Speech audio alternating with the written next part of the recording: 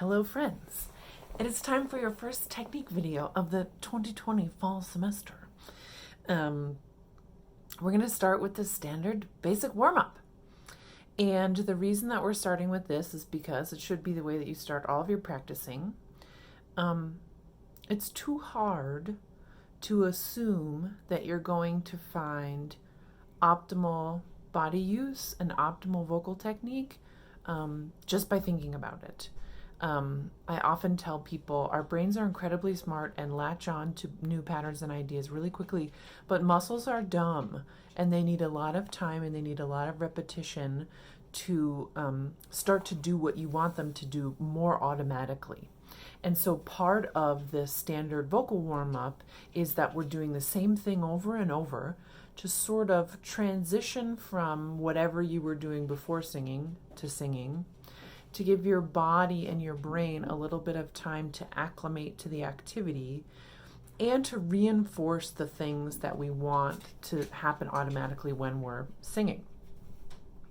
So this sequence is designed to sort of check in with all the major systems of your voice and not really accomplish anything specifically technical other than preparing you for your specific technique building exercises and giving you sort of an assessment tool to find out how your voice is doing that day. So for example, if in the course of the standard warm-up you find that you're feeling some kind of discomfort or pain, then you're going to want to adjust your plan for the day accordingly, because we wouldn't want you to sing through pain. So it's just a simple bunch of exercises that you can do all the time. This is what I do every time I'm going to sit down and practice, because then I can also tell how my brain and body are doing and if I'm in a healthy and responsive enough state to accomplish the things I'm trying to accomplish technically.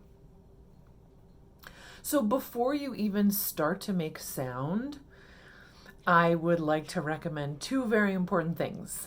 That you can set the timer on your watch or your phone for about 1 minute and just acclimate to the space that you're in. You can leave your eyes open or close them. I'm not going to take you through the whole minute practice. I want you to pause the video and do this. And I just want you to breathe. I don't want you to breathe for singing. I don't want you to breathe to be impressive, and I don't want you really to control your breathing. But what this does is gives us something very real and physical to focus on, and this is a critical performing skill, being able to check in with the breathing and find out what's happening in any given moment. So all I want you to do is just set that timer and spend 45 seconds or a minute breathing.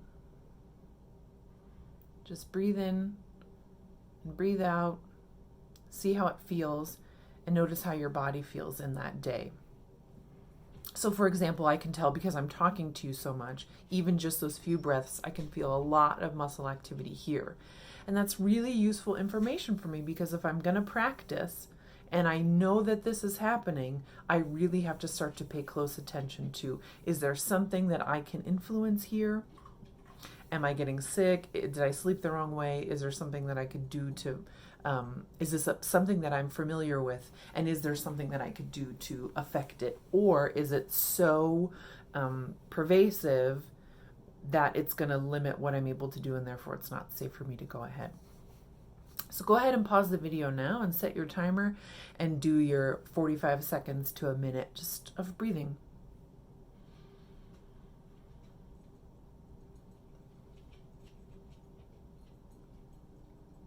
All right, now that you're back and have done a little bit of breathing, we're just going to do two tiny check-ins with the body.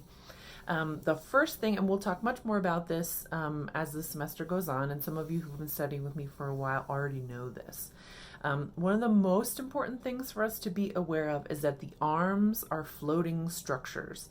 And so you can see even in this video how my arms are starting to sort of droop here, which is actually lower than they're biologically designed to be, and creates strain on the muscles of my neck and the sort of intricate network of cartilage that supports my larynx, which is where sound comes from. So I don't want that. And because of my body shape and my personal history as an athletic swimmer, from the time I was a really little kid, this is something I have to pay attention to frequently. So two really easy ways to check in with arm structure. The easiest way is just put your hands on your hips. And you see how immediately I've not created any tension or any extra work for my body, but as opposed to where my arms were before this and what was happening in my neck, suddenly I'm in a much more anatomically neutral place. And this is really important because you see how just very spontaneously I took that breath and it enabled much more movement in the upper torso because I was not pulling down on all those breathing structures and creating that restriction. So you can always put your hands on your hips because it's a really easy way to find a little bit more ease and freedom. In grad school, my teacher had a pool noodle that she cut in half and we could tuck under our arms. I have dogs, so there's always an abundance of tennis balls. You can put tennis balls in your underarms. And I can also teach you in a subsequent video about sort of releasing the arm structure. So number one, releasing the arm structure. And number two, recognizing this relationship between the head and the spine. So folks who've been studying with me for a while, you remember the top of your spine is actually somewhere between your two ears in the middle of your skull. New folks will get into this in a little while later.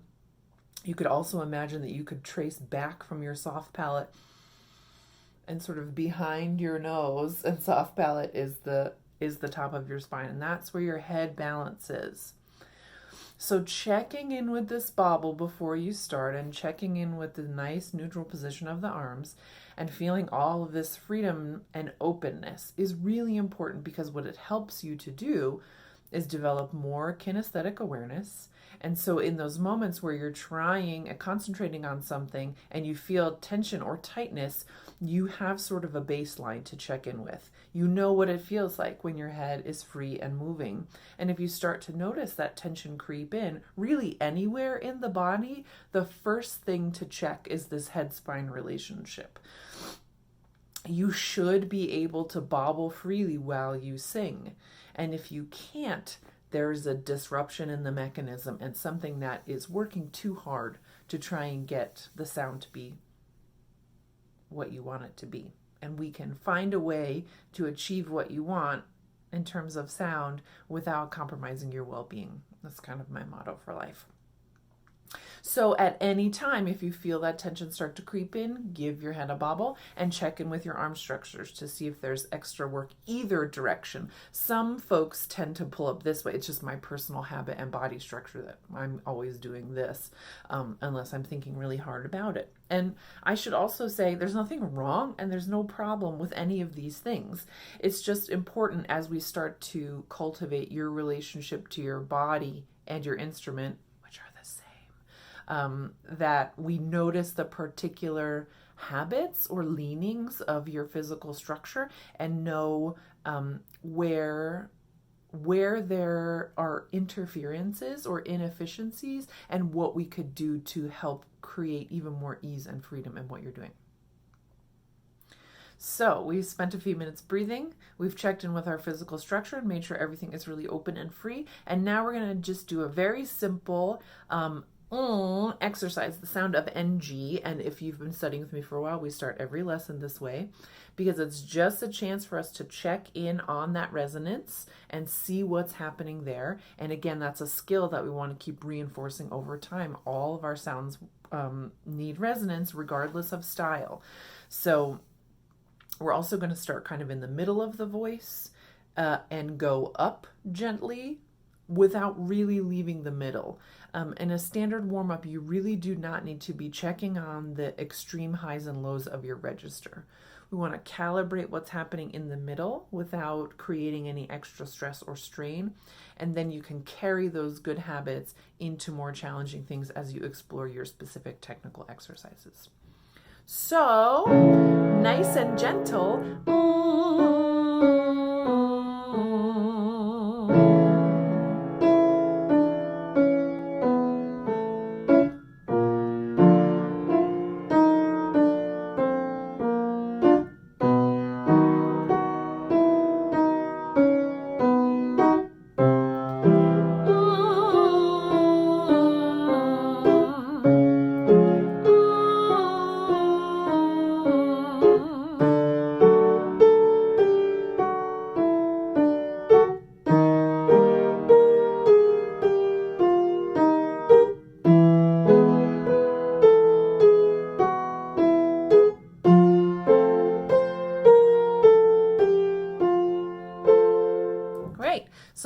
looking for is a lot of sensation kind of happening in the upper part of the skull, or maybe even in the front of the face. Again, depending on how your body is built and how sound resonates in you, you might feel it a little bit differently than other folks, and that's perfectly great and fine. But what we're looking for is the sensation that sound is coming from somewhere that's not here. So now we're going to translate that basic resonance check-in to a vowel shape, which is a little bit harder and a skill that we're going to keep reinforcing over time. And there are just a couple modifications for style. If you're singing musical theater, you can keep the tone really straight and forward. And if you're singing classical, you can think about opening vertical space in the back of the throat, soft palate coming up, and thinking about consciously flowing a little bit more air. I'll demonstrate both ways. I hope they come out okay. So if I were singing musical theater, I might do,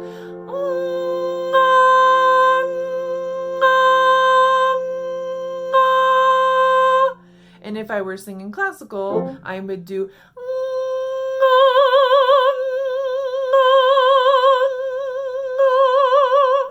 so modify for your specific needs, and if you're a person who does both, you can think about what you're going to practice that day and decide which exercise is most helpful.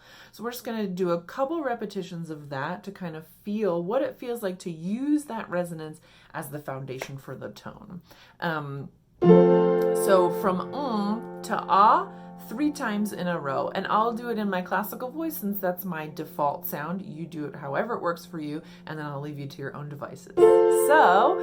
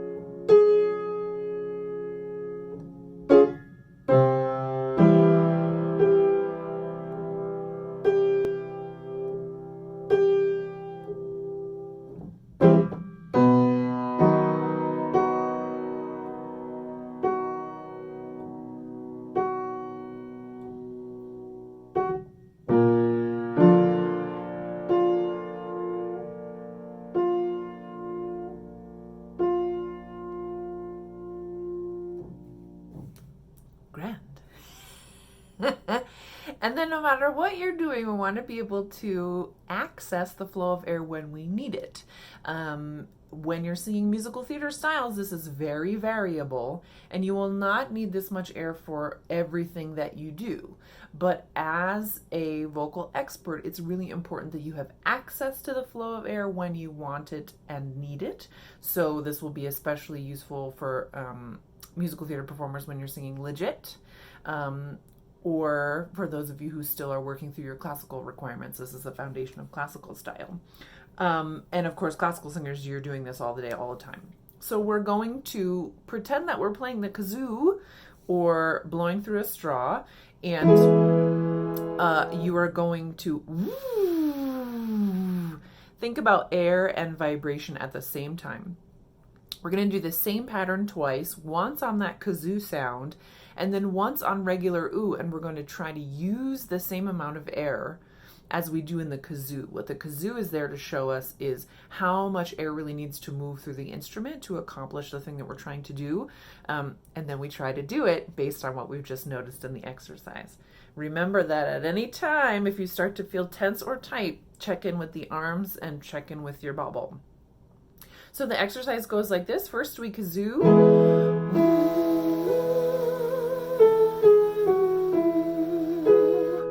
And then regular ooh. Ooh.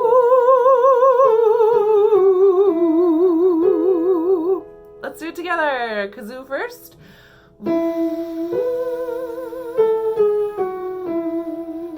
Regular ooh with all of that air.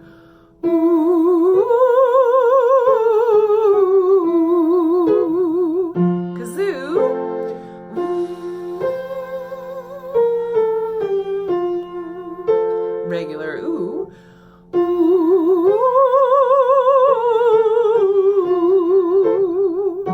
Kazoo.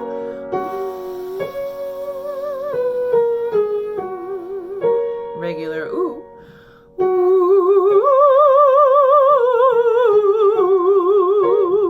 Kazoo.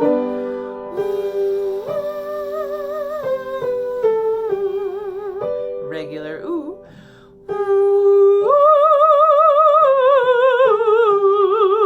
Two more. Ooh.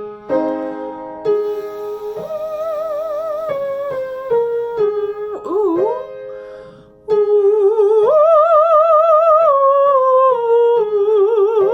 Last one. Kazoo. Regular ooh. Lots of air.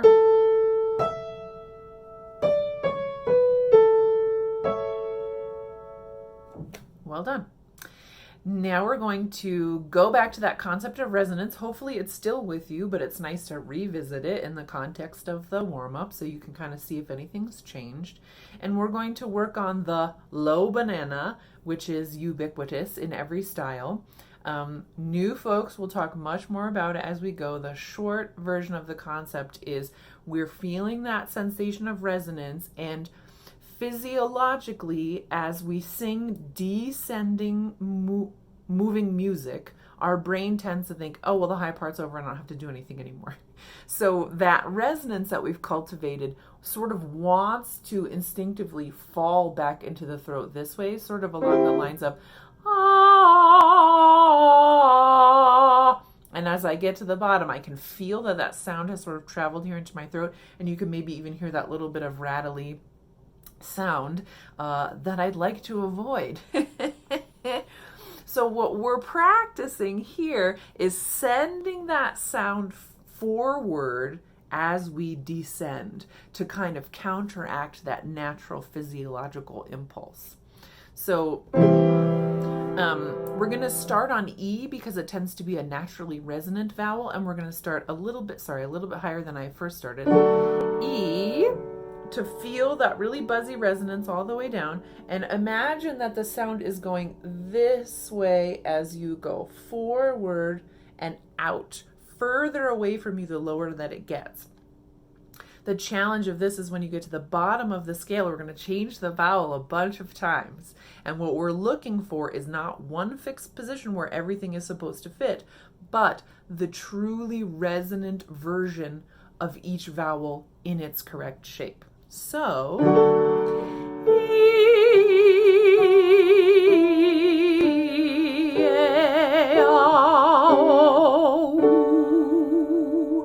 in the beginning, most people are really afraid to change the shape of their mouth.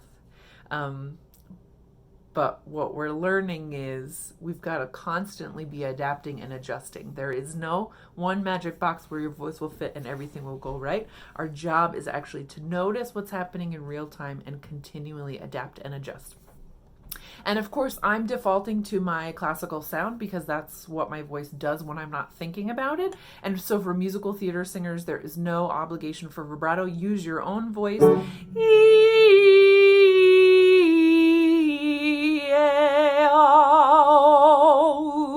And of course, I have not been practicing my musical theater voice, so my registered transition is a little rough and a little too much vibrato came in, but what can you do? Nobody's perfect. So in your voice,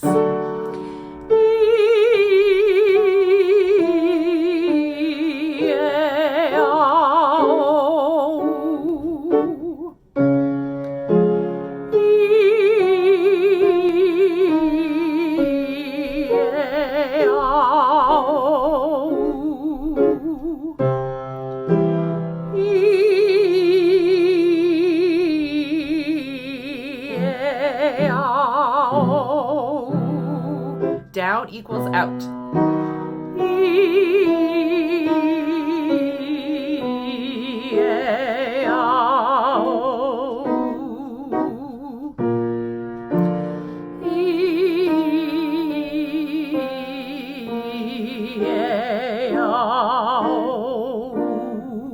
might help to point.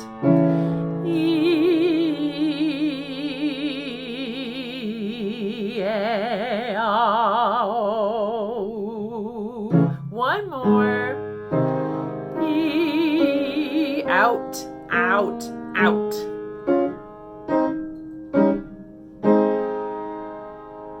Fabulous. And now that we're here, we're going to keep that same feeling, maybe feeling really small, maybe feeling really forward, and use that as the starting place for one last little agility exercise. Depending on where you are with your register balance work, this could be a little bit rough, and that's totally fine. What we're practicing here is moving between registers and letting things adjust the way that they are physiologically designed to adjust. So it's okay if you feel a little bit like you're voyaging into the unknown. The more consistently you work on your register balance work, the more you'll feel secure in this exercise, and you really start to zero in on these tiny subtle shifts in resonance, tiny subtle shifts in airflow, even from one half step to the next. So, ba, again, the idea is not to keep everything the same, but to really clue in on these teeny tiny shifts that are happening all the time when we let them, which is our job. Okay, together. Ba, ba,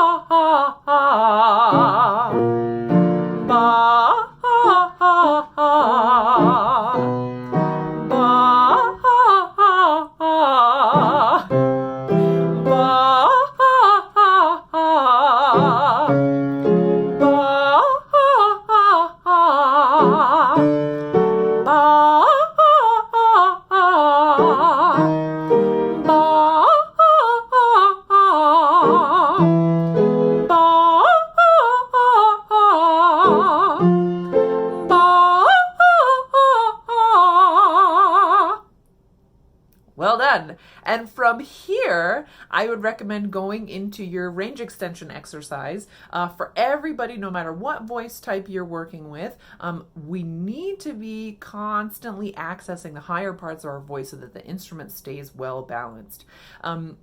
This is pretty personal depending on your voice and your range. Some tenor and bass singers, baritone bass singers, might prefer to do a legato exercise. And so if that's the case, feel free to stop the video and do that on your own terms. I like the staccato exercise because there is absolutely no expectation that the notes need to sound good at any time. And I have not been singing classically at all, so I'll do them with you so that you can see that it's okay. They don't have to be perfect. What we're practicing is telling the instrument to stretch, stretch, stretch, stretch, stretch, which is something that we need to be accessing all the time, every single day. My voice will only go to a certain point. I reach my physiological limit around D, and so for some of my treble voice singers, you will keep going way beyond me, but I'm going to demonstrate the exercise and give you sort of a basic template so that you can be practicing this without fear. Check in with your arms. Check in with your bubble.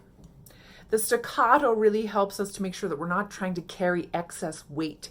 That's a lot of the mistake that singers try to make, that they're supposed to sort of make the high notes loud and really powerful.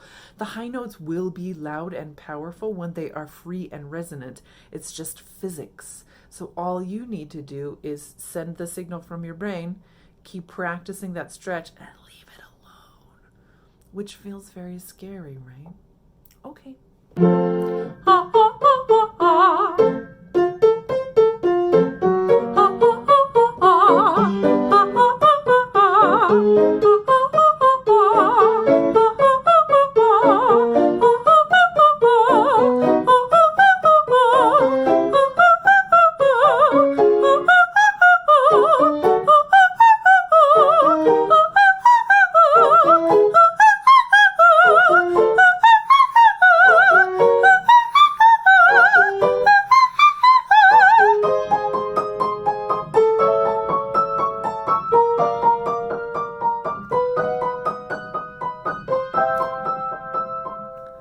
And if you got more than that, God bless ya.